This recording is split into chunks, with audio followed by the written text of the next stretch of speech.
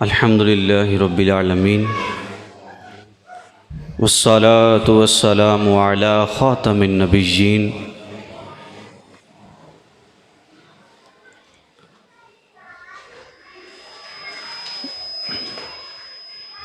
اما بعد فاعوذ باللہ من الشیطان الرجیم بسم اللہ الرحمن الرحیم ان اللہ وملائکتہ یصلون علی النبی یا ایھا الذین آمنوا صلوا علیہ وسلموا تسلیما۔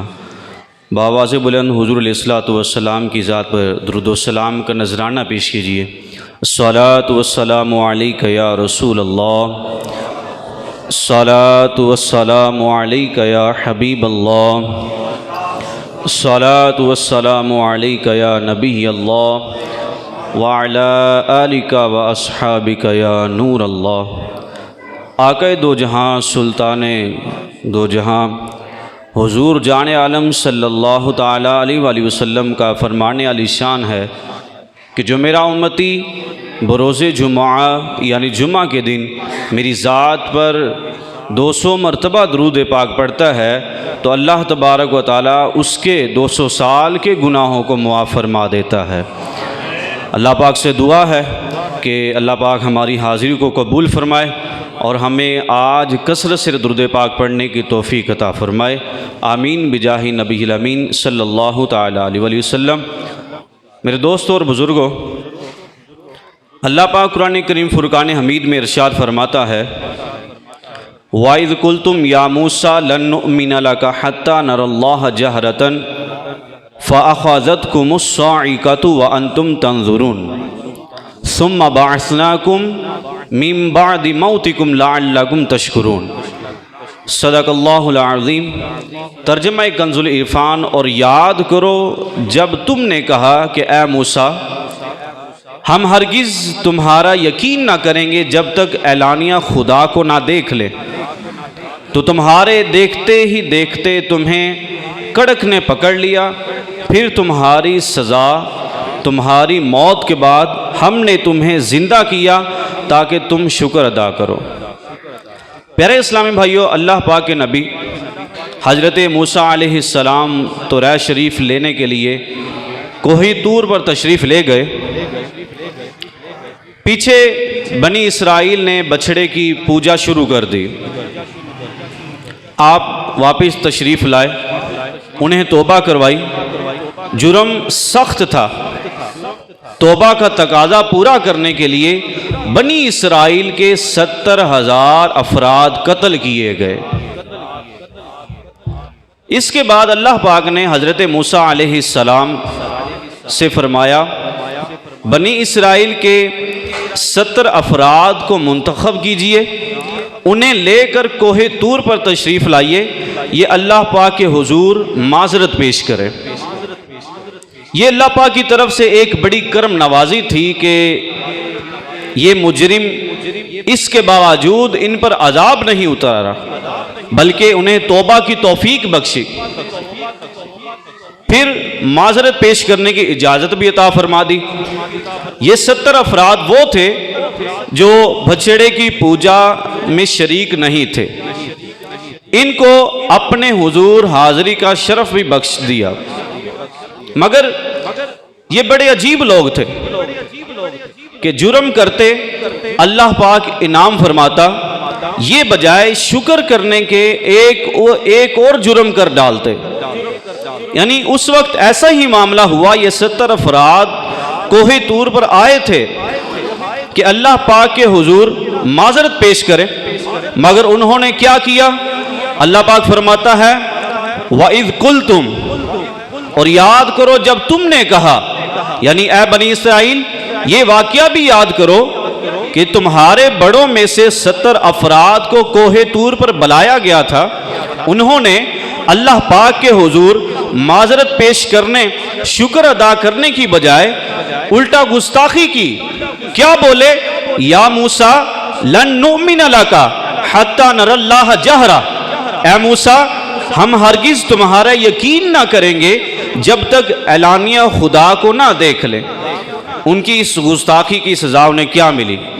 سزا ملی کہ اللہ پاک فرماتا ہے فَأَخَذَتْكُمُ الصَّاعِقَةُ وَأَنْتُمْ تَنظُرُونَ، تو تمہارے دیکھتے ہی دیکھتے تمہیں کڑکدار بجلی نے تمہیں پکڑ لیا.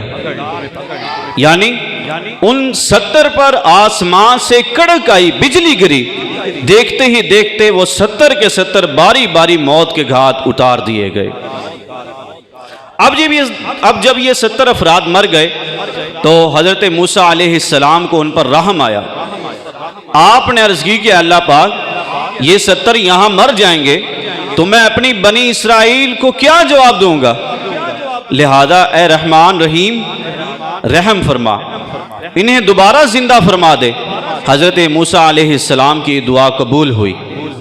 اللہ پاک فرماتا ہے ثم بعثناکم من بعد موتکم لعلکم تشکرون، پھر تمہاری موت کے بعد ہم نے تمہیں زندہ کیا تاکہ تم شکر ادا کرو. تو پتہ چلا کہ اللہ پاک کا قرب رکھنے والے محبوب بندوں کی دعا کی برکت سے مردے بھی زندہ ہو جایا کرتے ہیں. تو پیارے اسلامی بھائی، یہ قرآنی واقعہ جو ان آیات میں بیان ہوا، اس سے ہمیں دو بڑی اہم باتیں سیکھنے کو ملتی ہیں. نمبر 1، ان 70 افراد کا مطالبہ وہ کیا تھا کہ ہمیں اللہ پاک کا دیدار کروایا جائے. اور نمبر 2، دوسرا ہے کہ اس مطالبے کا انداز، کہ جہاں تک بات ہے اس مطالبے کی تو یہ شرعاً غلط نہ تھا. خود اللہ پاک کے نبی حضرت موسیٰ علیہ السلام نے بھی یہ مطالبہ کیا تھا. جب کوہ طور پر حاضری ہوئی، عرض کی ربی ارنی، اے میرے رب مجھے اپنا جلوہ دکھا. تو اللہ پاک نے فرمایا لن ترانی، تو مجھے ہرگز نہیں دیکھ سکے گا. پتہ چلا یہ شوق کہ مجھے اللہ پاک کا دیدار نصیب ہو جائے، یہ شوق بہت اچھا ہے. سعادت کریمہ بھی اسی میں ہے. محبوب ذیشان صلی اللہ تعالیٰ علیہ وسلم نے فرمایا جو اللہ پاک سے ملاقات کو پسند کرتا ہے تو اللہ پاک اس کی ملاقات کو پسند فرماتا ہے. ایک حدیث قدسی میں ہے، اللہ پاک فرماتا ہے کہ نیک لوگ مجھ سے ملنے کا بہت شوق رکھتے ہیں، نیک لوگ مجھ سے ملنے کا بہت شوق رکھتے ہیں اور میں ان کی ملاقات کا ان سے زیادہ مشتاق ہوں.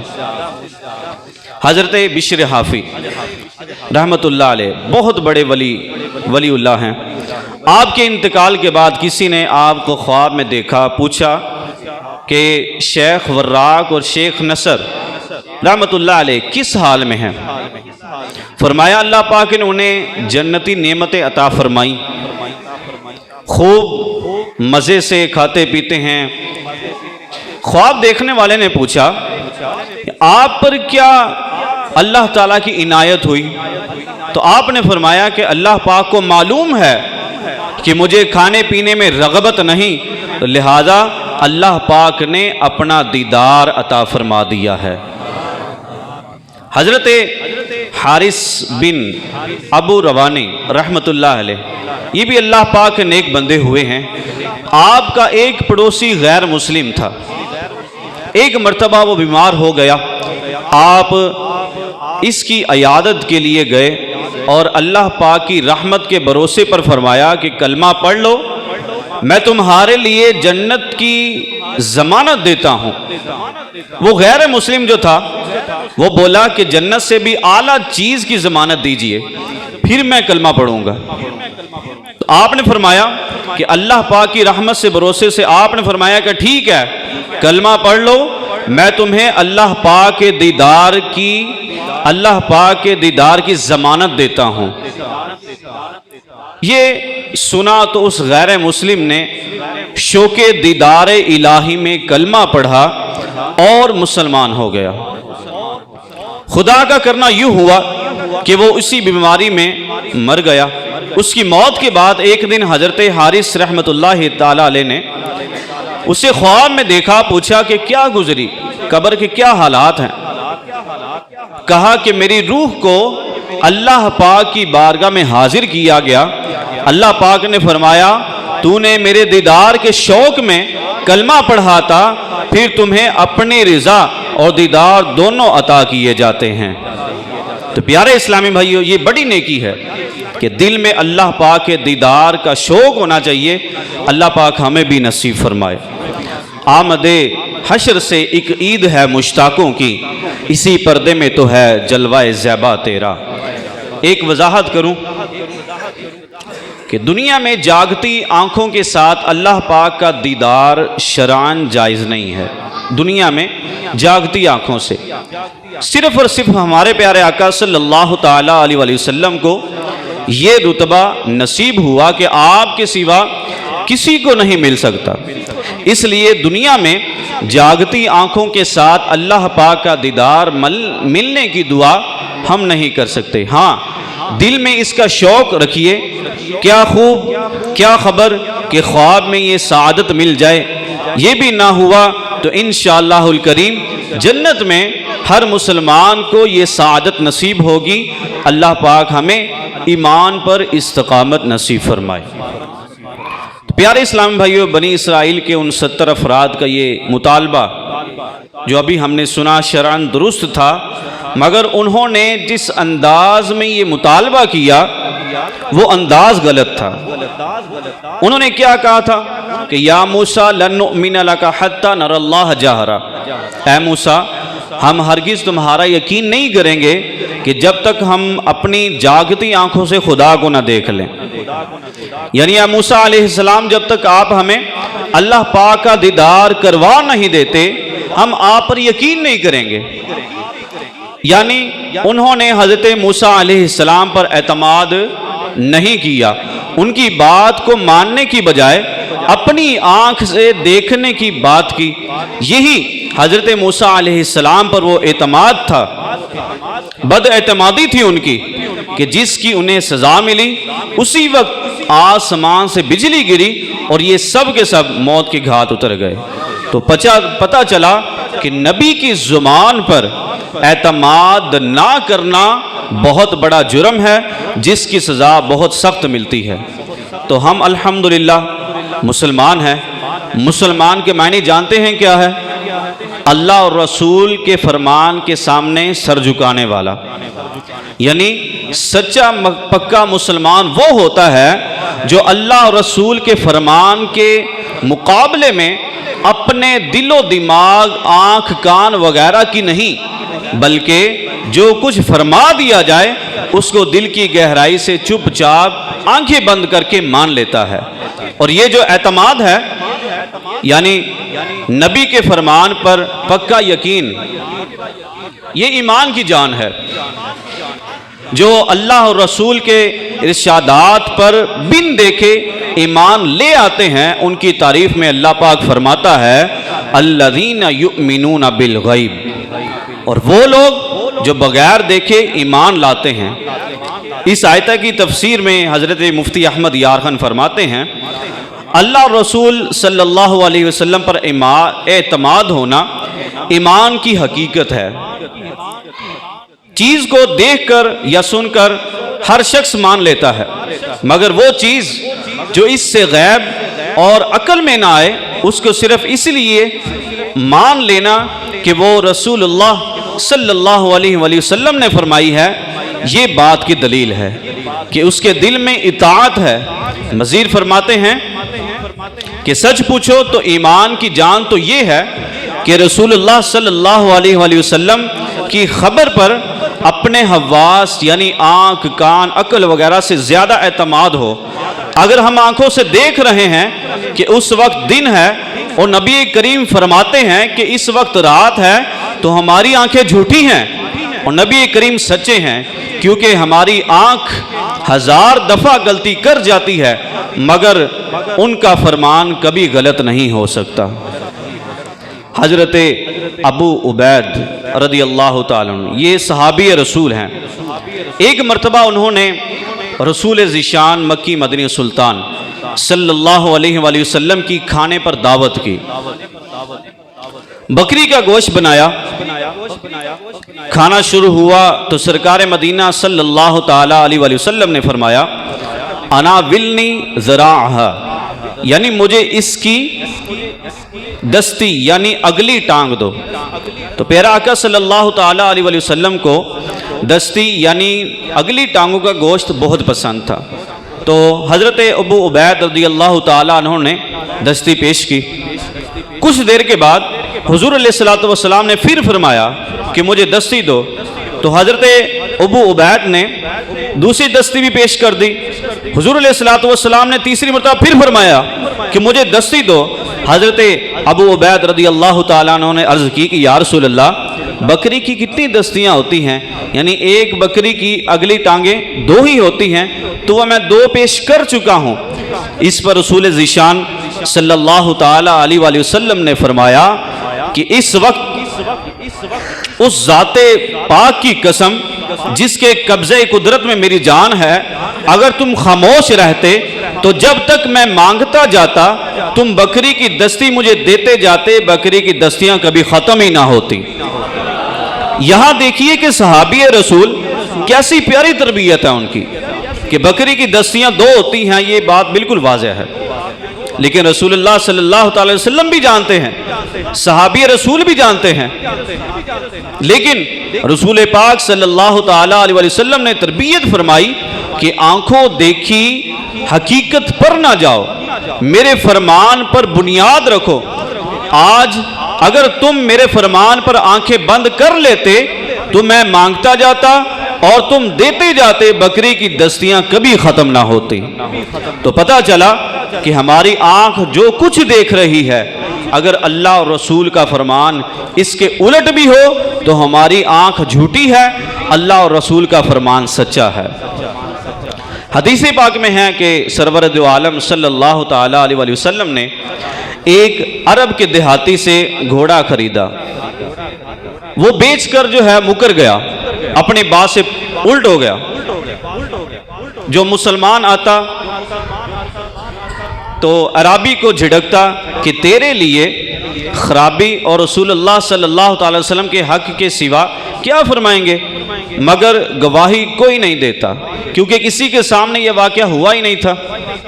اتنے میں حضرت خزیمہ رضی اللہ تعالیٰ عنہ حاضر ہوئے اور گفتگو سن کر بولے کہ میں گواہی دیتا ہوں کہ تو نے حضور اقدس صلی اللہ تعالیٰ علیہ وسلم کے ہاتھ گھوڑا بیچا ہے۔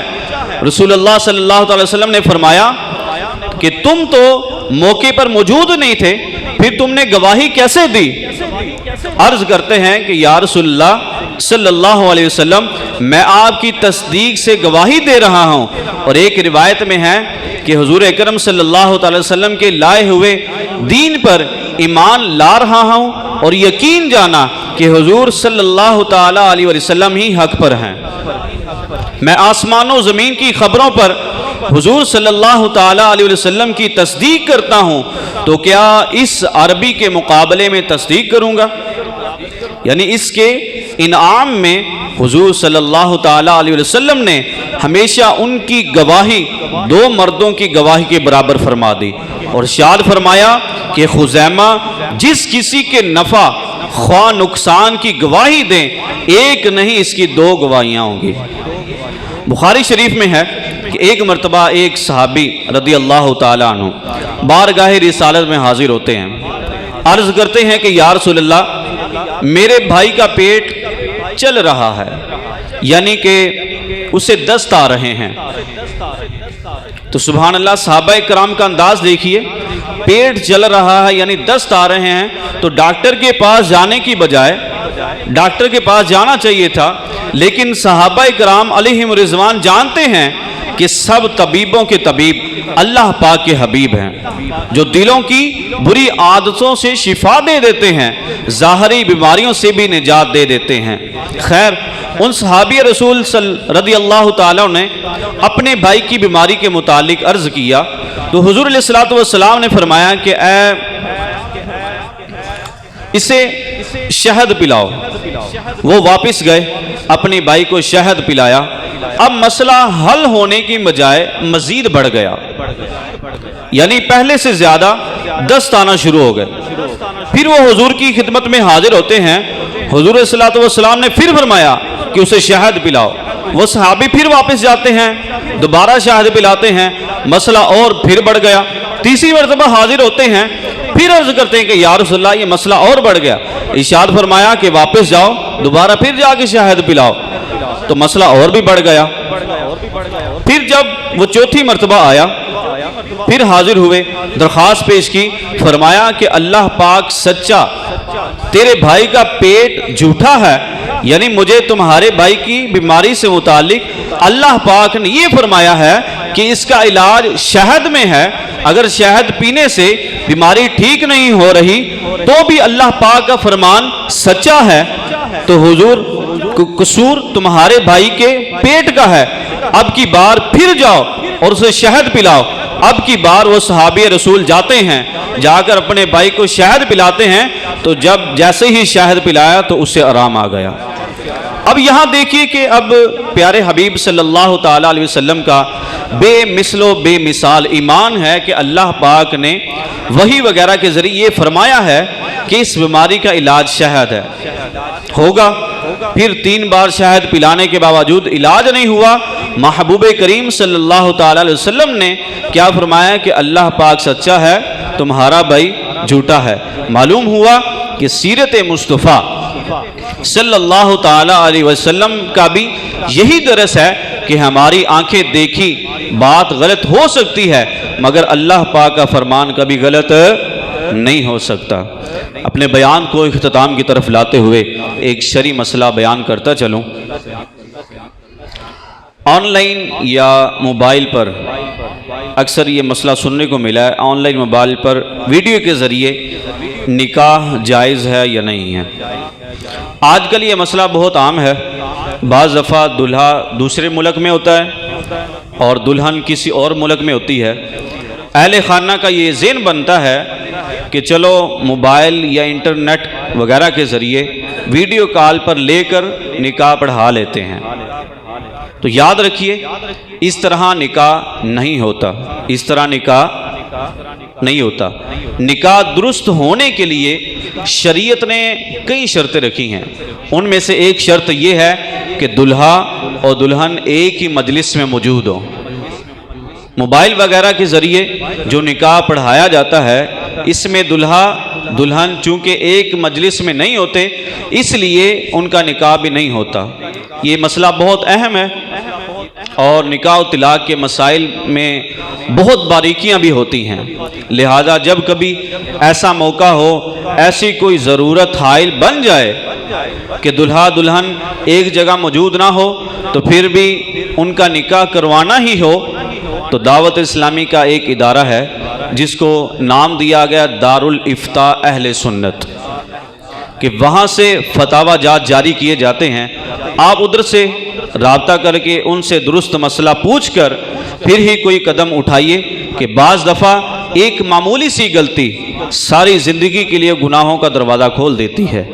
اللہ پاک ہمیں درست اسلامی احکام سیکھنے اور ان پر عمل کرنے کی توفیق نصیب فرمائے. آمین بجاہ نبی الامین صلی اللہ تعالی علیہ وآلہ وسلم.